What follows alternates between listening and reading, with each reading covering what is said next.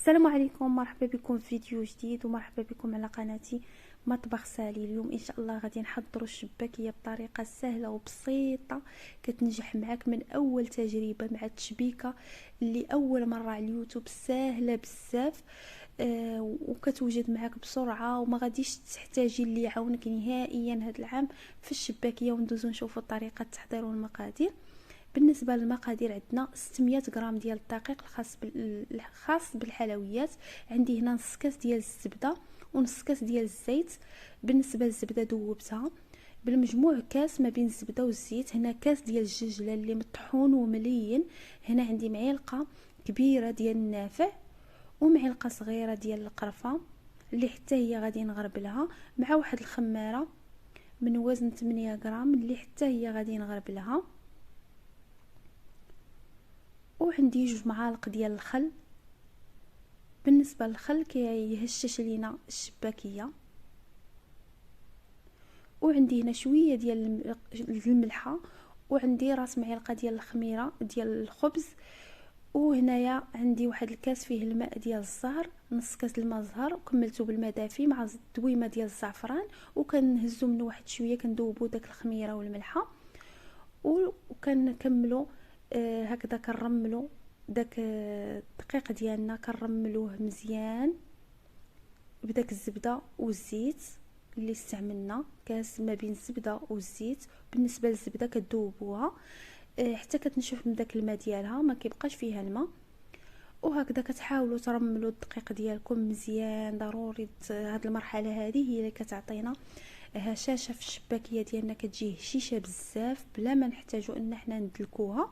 صافي ملي كيترمل لينا الدقيق ديالنا كنضيفوا داك داك اللي بقى لنا في الكاس ديال الماء ديال الزهر والماء دافي. وغادي الا احتاجينا الماء غادي نضيفو. وغادي نوريكم بالتدقيق شحال دخل ليا ديال الماء. بالنسبه هنايا زدت كاس ديال العنبه ديال الماء دافي وغادي نوريكم شحال بقى ليا في الكاس. ما استعملتوش كامل، ما ديروش الماء دفعه واحده. هنايا شوفوا شحال بقى لي في الكاس. هذاك ما تخليش كاس كامل. صافي العجينه ما كندلكوهاش نهائيا، غير كتجمع معنا. صافي كنخليوها ترتاح واحد 10 دقائق وكندوزو هكذا كنقطعوها صافي وكنطلقوا العجينه ديالنا عادي. هنايا كنبدا كندير هكذا اشرطه، كندير 5 ديال الاشرطه والسادسه كنقطع. طريقه سهله، كنهز 2 الاشرطه كنحطهم على 2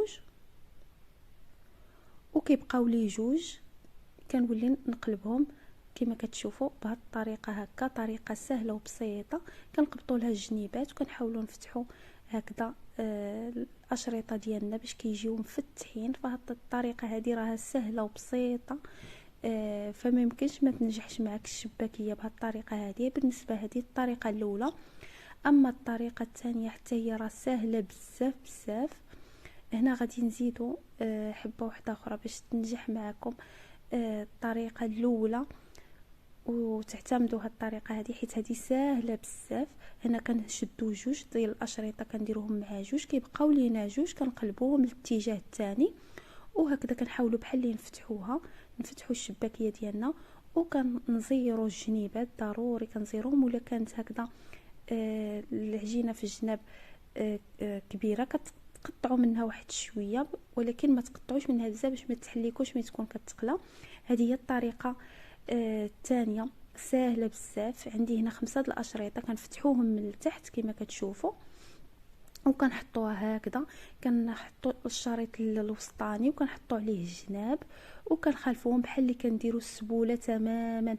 الطريقه ديال ضفيره السبوله كما كتعرفوا.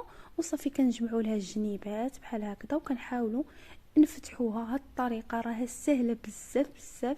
اما في القلي ديالها ومني كتعسل كتجي زوينه بزاف بزاف. كلشي غادي يقول لك كيفاش درتي لها الطريقه هذه حيت سهله وبسيطه وراه ما كتاخذش الوقت نهائيا وكتجي تشبيكه اللي سهله بزاف. بالنسبه هنا بغيت نوريكم التشبيكات اللي حضرت معاكم. ولا بغيتوا شي تشبيكه واحده اخرى قولوها لي وغادي نحط لكم التشبيكات اللي حضرت معاكم. ولا شي تشبيكات هكذا باغيينهم جدادين غادي نحضرهم معاكم. فالطريقه ديالها سهله وبسيطه هذه، ولكن راها كتجي الشكل ديالها كيجي جميل بزاف بزاف. شوفوا كيفاش كتجي. هذه الطريقه الثانيه اللي شفتوا معايا سهله حتى هي بزاف. بالنسبه لهذه الطريقه ديال الوريضه درتها معكم في الفيديو الاول ديال الشباكيه. هنا كندوز باش نقلي هكذا الشباكيه ديالي، كنقليها في الزيت اللي كتكون سخونه، وكنقصوا لها ملي كتسخن معنا الزيت مزيان، وكنديروا الشباكيه هكا في الاول كتكون العافيه مجهده، وكنعاد كنقصوا لها العافيه اللي كتكون معتدله ما تكونش مجهده بزاف، وكنبقاو هكذا معاها بالخاطر، وحنا حتى كتاخذ واحد اللون ذهبي. صافي كنطفيوها في العسل بحال هكا، كنطفيوها في العسل اللي ما كنسخنوش، كيكون القوام ديالو اللي تقيقل. صافي كنعسلوا هكذا الشباكيه ديالنا وكنزينوها بالجلجلان.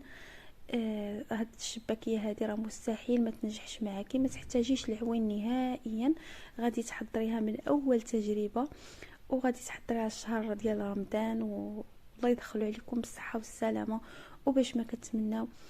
وإلا عجبكم الفيديو ما تنسونيش وما تبخلوش عليا هكذا بالاشتراك في القناه باش يوصلكم كل ما هو جديد ومفيد باذن الله.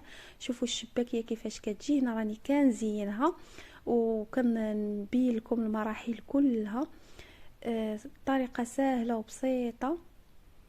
صافي هنا نكمل الكميه ديالي الثانيه هكذا بالتعسال، وباش تشوفوا الشكل النهائي ديال الشباكيه ديالنا راه كيجي رائع بزاف بزاف، وكتجي هشيشه وكتجي مجعبه من الداخل.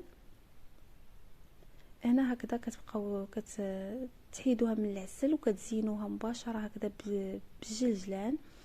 ما تخليوش الشباكيه ديالكم تذهب بزاف، هكذا تحمر لكم بزاف، ما غاديش يبقى فيها المذاق زوين، غير الذهب بحال هكا. وكتحيدوها وديروها في العسل وتزينوها بالجلجلان، راه كتجي رائعه بزاف شكلا ومذاقا. نتمنى ان الفيديو ديالي يعجبكم، ما نكونش طولت عليكم. الى عجبكم الفيديو كما العاده ما تنسونيش وما تبخلوش عليا هكا بالاشتراكات ديالكم، وشكرا للناس القدامين والناس الجداد، كنقول لكم مرحبا بكم في القناه، وبسلام عليكم. الى فيديو قادم مع شي وصفه جديده، وما تنسوش اقتراحاتكم تخليوها ليا، وبسلام عليكم الى فيديو قادم ان شاء الله.